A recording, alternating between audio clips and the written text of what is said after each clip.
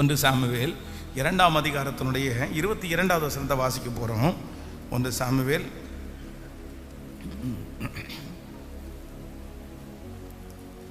ஆமென். Eli மிகுந்த கிழவனாக இருந்தான்.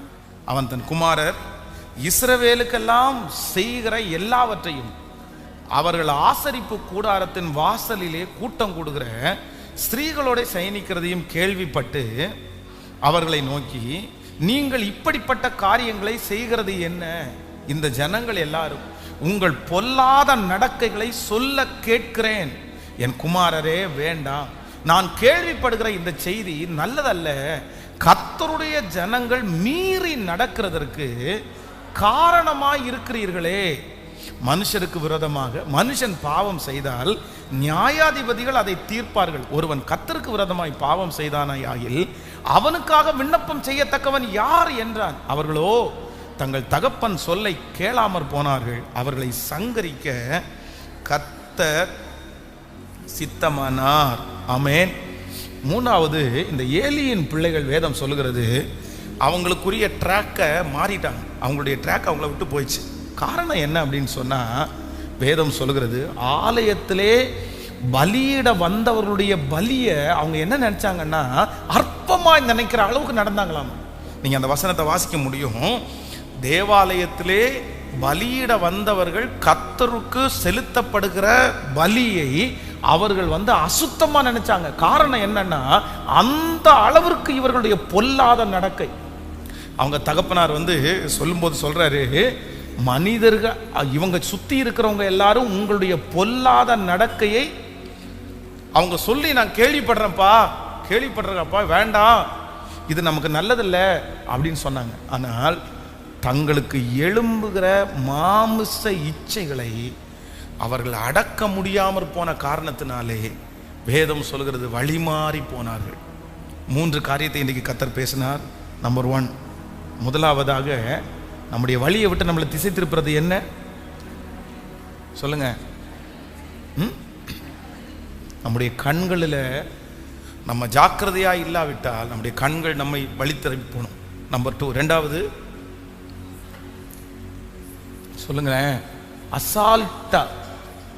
அசால்ட்டா அது உங்களை வழி விலகி போக பண்ணும். நம்பர் 3, 3வது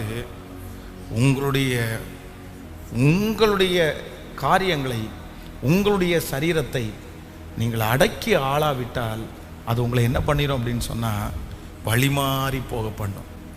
இப்போ நம்ம வாசிக்க போகிறோம் அந்த ஃபஸ்ட்டு வசனம், வழிகளிலே நின்று பூர்வ பாதைகள் எவைகள் என்று கேட்டு விசாரித்து நல்ல வழி எங்கே என்று பார்த்து அதிலே நடவுங்கள்.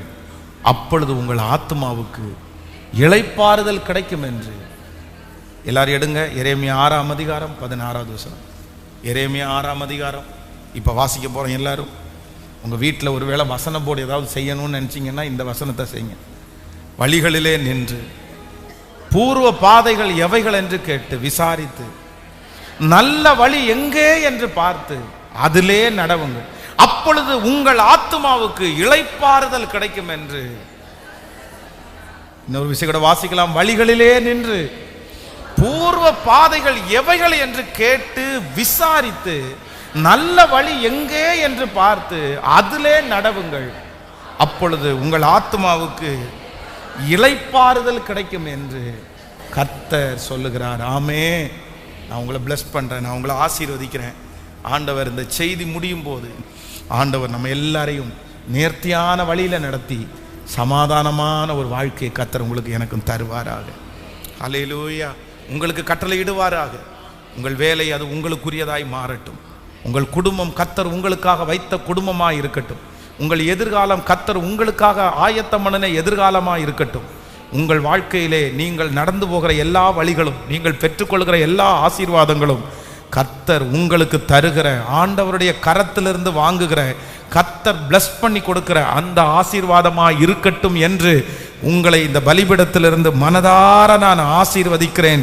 தடுமாறி திரிகிறவர்கள், வழி தெரியாமல் அலைகிறவர்கள், பாதை தெரியாமல் கஷ்டப்படுகிற அனைத்து பேரையும் இந்த ஆண்டு முடிகிறதுக்குள்ளே உங்கள் கரங்களை கர்த்தர் பிடித்து உங்களை அழைத்து கொண்டு வந்து உங்கள் வழிகளிலே கர்த்தர் உங்களை உறுதிப்படுத்தி உங்களுக்கு முன்பாக இருக்கிற கோணலை கர்த்தர் செவ்வையாக்கி கர்த்தர் உங்கள் வழிகளிலே உங்கள் பாதைகளிலே உங்கள் குடும்பத்தை நிறுத்துவாராக. வழி தப்பி போயிருக்கிற அந்த பிள்ளையை கர்த்தர் கரத்தை பிடித்து கொண்டு வருவாராக. வழி தப்பி இருக்கிற அந்த கணவனாரை கர்த்தர் கையை பிடித்து கொண்டு வருவாராக. வழி தப்பி இருக்கிற அந்த வாலிப மகனையும் மகளையும் கர்த்தர் கரத்தை பிடித்து கொண்டு வந்து கர்த்தர் அந்த வழியிலே நிலைப்படுத்தி உங்கள் குடும்பத்திற்கு ஒரு பெரிய சமாதானத்தை கர்த்தர் கட்டளை இடுவாராக. ஆமேன். இப்பொழுது பிரிந்து கிடக்கிற குடும்பங்கள் எல்லாம் ஒன்று சேரட்டும். தப்பான விதத்திலே வழி நடத்துகிற மனிதர்களை விட்டு கர்த்தர் தம்முடைய பிள்ளைகளுக்கு ஒரு பெரிய அற்புதத்தை கட்டளையிடுவார்களாக. அந்த மனிதர்களை உங்களை விட்டு கர்த்தர் அகற்றுவாராக. உங்கள் குடும்பத்தை விட்டு கர்த்தர் அகற்றுவாராக. இயேசுவின் நாமத்தினால தவறான அந்த கைடன்ஸ் இப்போ இயேசுவின் நாமத்தினால மாறுவதாக. எந்தெந்த இடத்திலெல்லாம் பிள்ளைகள் சிக்கி தவித்திருக்கிறார்களோ அந்த இடத்திலிருந்தெல்லாம் கர்த்தர் இப்பொழுது பிடுங்கி அவரை வெளியே கொண்டு வருவாராக. உங்க பிள்ளைய வெளியே பிடுங்கி எடுத்துட்டு வருவாராக. இயேசுவின் நாமத்தினால அந்த இடத்தோடு இருக்கிற அந்த துண்டிப்பு இப்பொழுது நடப்பதாக. கர்த்தர் அந்த அசுத்தத்திலிருந்து என் பிள்ளையை கர்த்தர் துண்டித்து எடுப்பாராக. ஆமேன் சொல்லுங்கள். எல்லாரும் அப்படியே எழும்பி நிற்கலாம். எல்லாரும் எழும்பி நின்று கர்த்தாவே எனக்கு ஒரு கிருபையை தாருங்க. என்னுடைய வழியிலே நான் ஒரு நாளும் விலகவே கூடாது, விலகவே கூடாது. என்னுடைய பாதையில நான் ஓடி ஒரு மிகப்பெரிய இளைப்பாறுதல் அடைவதற்கு கர்த்தர் கிருபை தாரும். ஹல்லேலூயா, ஹல்லேலூயா. எத்தனை பேர் ஆமோதிக்கிறீர்கள்? உங்களுக்குரிய வழிகளிலே கர்த்தர் உங்களை அழகாய் நடக்க பண்ணுகிற கர்த்தர், அழகாய் நடக்க பண்ணுகிற கர்த்தர், அழகாய் நடக்க பண்ணுகிற கர்த்தர். உங்கள் வழிகளில் ஒன்றும் என்ன பண்ணுவதில்லைன்னா பிசகுவதே இல்லை. சொல்லுங்கள் பார்க்கலாம். என்னுடைய வழிகள் ஒன்றும் பிசகுவதில்லை. சத்தமாய் சொல்லுங்கள். உங்கள் வழிகளில் ஒன்றும். ஆமென். நீங்க என்ன செஞ்சாலும் அதுல கர்த்தருடைய கரம் இருக்கட்டும். நீங்க என்ன செஞ்சாலும் கர்த்தர் அதுல வாய்க்க பண்ணட்டும். அது என்ன செஞ்சாலும் அது கர்த்தர் உங்களுக்காகவே வைத்ததாகவே இருக்கட்டும். கவனிங்க, எல்லாரும் என்ன கவனிங்க. எல்லாரும் ஜெபம் பண்ண போறோம். என்ன ஜெபம் பண்ண போறோம் அப்படின்னு சொன்னா, ஆண்டவரே என்னுடைய வழியிலே என்னை கொண்டு போய் நிறுத்துவீராக. ஆண்டவருடைய வருகை தாமதிக்கும்னா இந்த ஆண்டு முடிகிறதுக்குள்ள புது வருஷம் நீங்கள் காலடி எடுத்து வைக்கும்போது நீங்கள் ஒவ்வொருத்தருமே உங்கள் பாதையில் நடக்கிற அளவிற்கு ஆண்டவர் உங்களை அந்த வழியில் கொண்டு போய் நிற்க வைப்பாராக. ஆமேன். ஒருவேளை நீங்கள் அந்த வழி மாறதுக்கு நீங்கள் தப்பு பண்ணியிருக்கலாம். பாஸ்டர் நான் தான் வழி விலகி போயிட்டேன், நான் தான் வழி விலகி போயிட்டேன். ஆனால் நீங்கள் கத்தி ஜெபம் பண்ணுங்க. ஏசப்பாட்ட சொல்லுங்க, ஆண்டவரே நான் வழி விலகி போயிட்டேன், நான் வழி மாறிட்டேன். நீங்கள் வழி மாறி போயிட்டீங்க, வழி விலகி போயிட்டீங்கன்றதுக்காக திரும்பி அந்த வழிக்கு வரவே மாட்டீங்கன்னு நான் சொல்ல மாட்டேன். நான் நம்புகிறேன். ஆண்டவர் காணாமல் போன ஒரு ஆட்டை தேடி போனார். அந்த ஆடு வழி விலகி ரொம்ப தூரம் போய் நிறைய முட்களிலெல்லாம் சிக்கி அந்த ஆடுக்கு நிறைய காயங்களெல்லாம் பட்டுச்சு. ஆனால் ஒரு இடத்துக்கு போனதுக்கு அப்புறம் அந்த ஆடால் தொடர்ந்து போக முடியல. உடனே அந்த ஆடு அங்கேருந்து கத்துது. தன்னுடைய எஜமானனுடைய சத்தத்தை கேட்டு கேட்டு கத்துது. அந்த எஜமானன் அந்த 100 ஆடுகளில் 99 ஆடுகளை விட்டுட்டு அந்த காணாமல் போன ஒரு ஆடை தேடி அந்த எஜமானன் போனார். அந்த ஆட்டினுடைய சத்தத்தை கேட்டு திரும்ப அந்த எஜமானன் பயணம் பண்ண ஆரம்பித்தார். அந்த ஆட்டை கண்டுபிடித்தார். அந்த ஆட்டை கண்டுபிடித்து அதை தன்னுடைய தோளில் மேல் போட்டு அந்த 99 ஆடோடு சேர்த்து இந்த ஒரு ஆடையும் சேர்த்து அவர் மறுபடியும் நடக்க பண்ணினார். நான் நம்புகிறேன் இந்த திருச்சபையிலே இருக்கிற 99 ஆடுகள் இருந்தாலும் அந்த காணாமல் போன அந்த ஒரு ஆடை கர்த்தர் இப்பொழுது தேடி வருகிறார் என்று நம்புகிறேன். உங்க குடும்பத்துல காணாமல் போன அந்த ஒரு ஆடை கர்த்தர் தேடி வந்திருக்கிறார். இந்த திருச்சபைக்குள்ள அந்த காணாமல் போன அந்த ஒரு ஆடை தேடி வந்திருக்கிறார். பாஸ்டர், அந்த ஆடு வேற யாரும் இல்லை, நான் தான் அந்த ஆடு, நான் தான் வழி தவறி போன பிள்ளை, நான் தான் வழி தவறி போன பையன். கர்த்தர் என்ன திரும்பி கொண்டு வருவாரா? நான் மறுபடியும் அந்த சந்தோஷத்தை பார்ப்பேனா? நான் மறுபடியும் ஊழியம் செய்வேனா? நான் மறுபடியும் என்னுடைய பாதையில ஓடுவேனா? எனக்கு தெரியும் கண்டிப்பா இது என்னுடையதே இல்லை. நான் எங்கேயோ ஆசீர்வதிக்கப்பட்டு இருக்க வேண்டியவன், நான் எவ்வளோ தூரத்துல போக வேண்டியவன். ஆனா என்னமோ தெரியல, நான் வழி மாறிட்டேன், நான் வழி பிசகிட்டேன், நான் வழி தப்பிட்டேன். இன்னைக்கு நான் உணர்றேன். கையை உயர்த்தி, அப்பா காணாமல் போன ஆடாகிய என்னை தேடுங்கன்னு சத்தத்தை உயர்த்தி கேளுங்க. நான் நம்புறேன் கர்த்தர் உங்களை மறுபடியும் கொண்டு வருவாராக. மறுபடியும் கர்த்தர் உங்களை நிலைப்படுத்துவாராக. இயேசுவே மன்னிச்சிருங்க ஆண்டவரே, உண்மைதாப்பா உண்மைதாப்பா, என்னுடைய வழியை விட்டு நான் தவறிட்டேன் ஆண்டவரே, என்னுடைய பாதையை விட்டு நான் தவறிட்டேன் ஆண்டவரே. அந்த இடத்துல ஒரு இடத்துல மட்டும் நான் தவறாம இருந்திருந்தா நான் ஒரு பெரிய வெற்றியை பார்த்திருப்பேன். எனக்கு தெரியும், நான் ஒரு பெரிய சந்தோஷத்தை பார்த்திருப்பேன், ஒரு பெரிய இளைப்பாறுதலை பார்த்திருப்பேன். என்னதான் இருந்தாலும் அது என் வாழ்க்கையில் ஒரு பெரிய கசடாவே மாறிடுச்சு ஆண்டவரே. என்னதான் இருந்தாலும் என் வாழ்க்கையில் அது ஒரு அழுக்கா மாறிடுச்சு ஆண்டவரே. ஆனா இப்பொழுது உம்முடைய பலிபீடத்தில் கொடுக்கிறேன், எப்படியாவது என்ன தப்புவீங்க, சத்தத்தை உயர்த்தி எப்படியாவது என்ன தப்புவீங்க, முழு பலத்தோட என்னை எப்படியாவது தப்புவீங்க ஆண்டவரே, எப்படியாவது என்ன தப்புவீங்க ஆண்டவரே, எப்படியாவது தப்புவீங்க ஆண்டவரே. ஹல்லேலூயா. ஒரு நிமிஷம் என்ன எல்லாரும் பாருங்க ஆண்டவருடைய பிள்ளைகளை. நீங்க ஒரு பிரயாணத்தை ஸ்டார்ட் பண்ணிட்டீங்க, நீங்க ஒரு பிரயாணத்தை ஸ்டார்ட் பண்ணியாச்சு. ஆனா நீங்க சரியான வழியை விட்டு இப்போ கூகுள் மேப் காமிக்கிற ஒரு தப்பான வழியில நீங்க டிராவல் பண்ண ஆரம்பிச்சீங்க. ஒரு 25 கிலோமீட்டர்ஸ் தாண்டிட்டீங்கன்னு வைங்களேன். இப்போ திடீர்னு பார்த்தா நீங்க தப்பான வழிக்கு போறது நீங்க கண்டுபிடிச்சிட்டீங்க. இப்போ நீங்க என்ன பண்ணுவீங்கன்னு நினைக்கிறீங்க? சரி, நான் வந்ததே வந்துட்டேன், தப்பான வழிக்கு வந்ததே வந்துட்டேன், இனி பேசாம வேற ஊருக்கு போயிடலாம் அப்படின்னு நான் நினைப்போம். சொல்லுங்களேன், டைம் ஆனா கூட பரவாயில்ல, அந்த இடத்துல இருந்து நம்ம என்ன பண்ணுவோம் அப்படின்னு சொன்னா, திரும்பி அகைன் யூ டர்ன் போட்டுட்டு பரவாயில்ல, எனக்கு கொஞ்சம் லேட் ஆனா கூட பரவாயில்ல, நான் போக வேண்டிய அந்த வழியை கண்டுபிடிக்கணும்னு சொல்லி நம்ம நிறைய பேர் தவறி போகிற வழியே கண்டுபிடிச்சு வந்தா, உங்க வாழ்க்கை என்கிற வழியில நீங்க தவறி இருப்பீங்கன்னா, நீ நிறைய பேருடைய மனசுல இந்த சத்தத்தை கேட்கிற நிறைய பேர், நான் வந்துட்டேன், நான் வழி தவறிட்டேன், சரி இனி உயிரோடு இருக்கிற நாள் வரைக்கும் இதிலே பிரயாணம் பண்ணுவோன்னு நிறைய பேர் உங்க மனசுல சொல்றத ஆவியானவர் உணர்த்துகிறார். அவ்வளவுதான், நான் வழி தவறிட்டேன் பாஸ்டர். உண்மைதான், நீங்க சொல்றது எல்லாமே உண்மைதான்.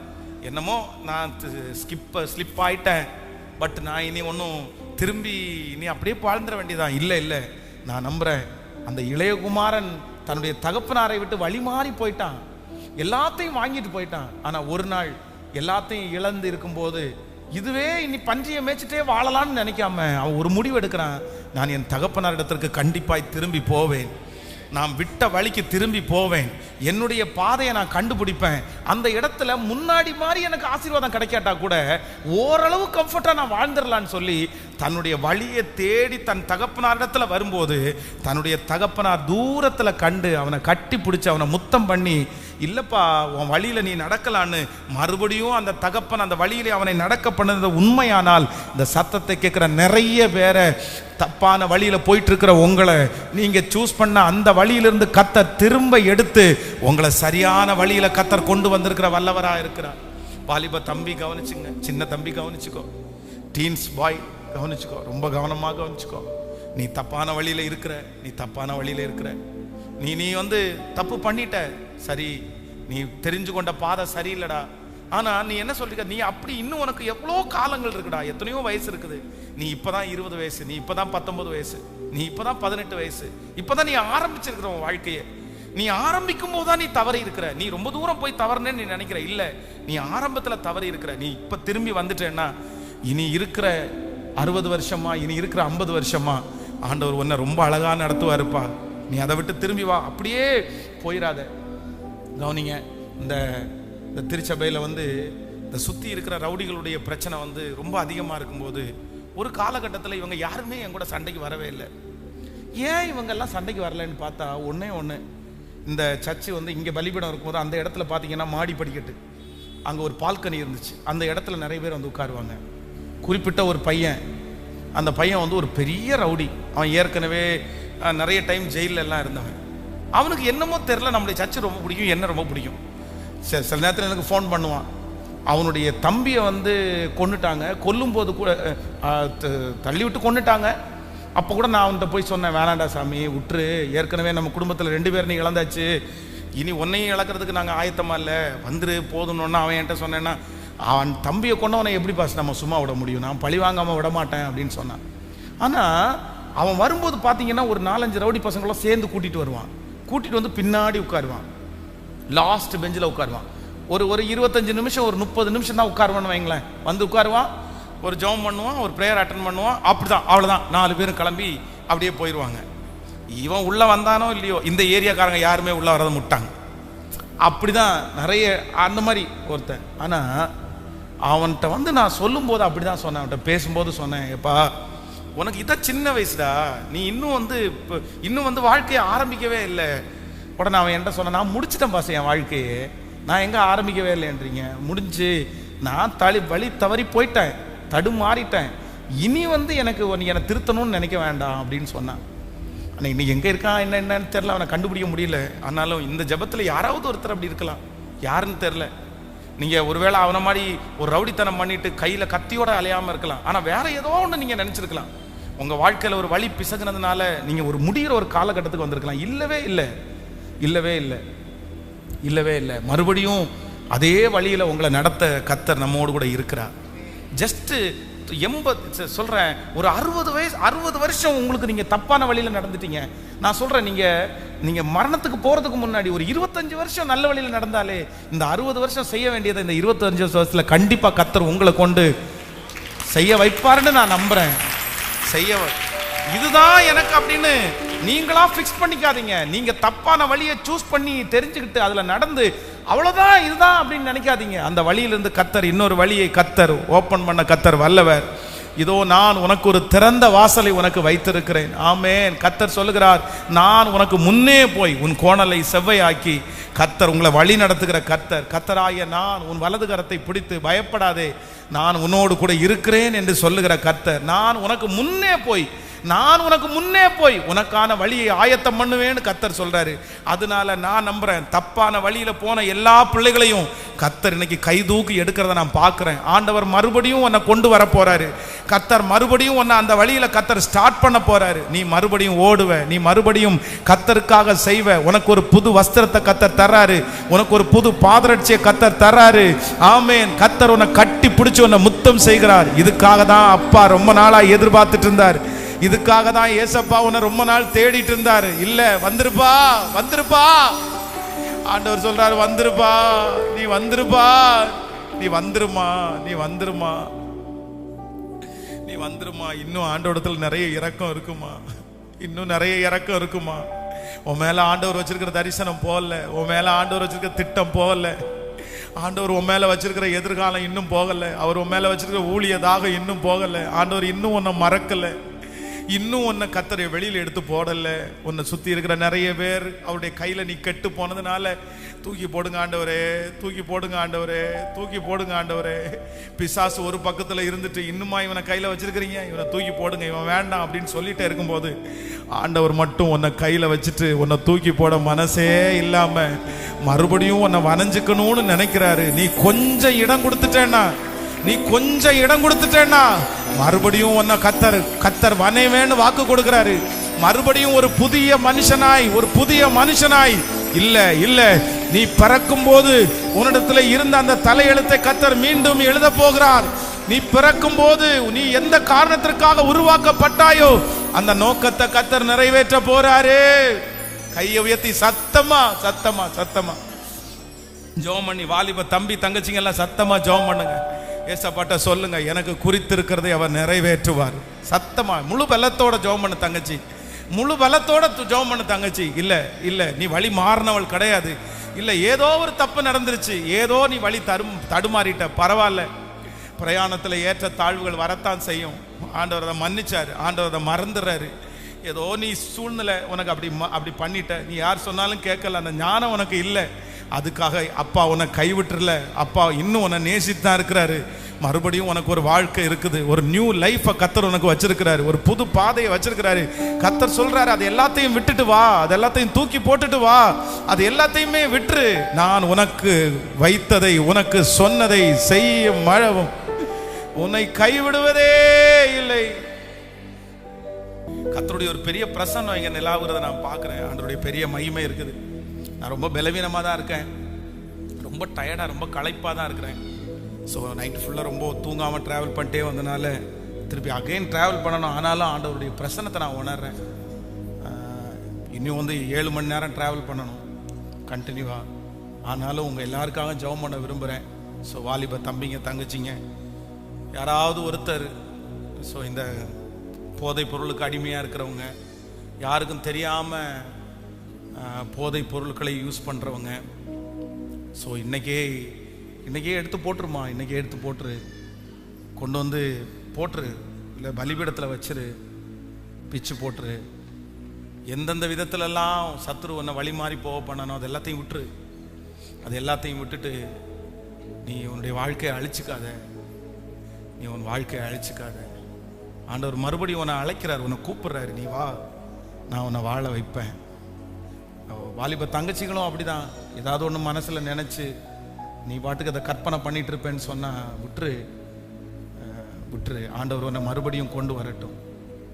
ஹல்லேலூயா.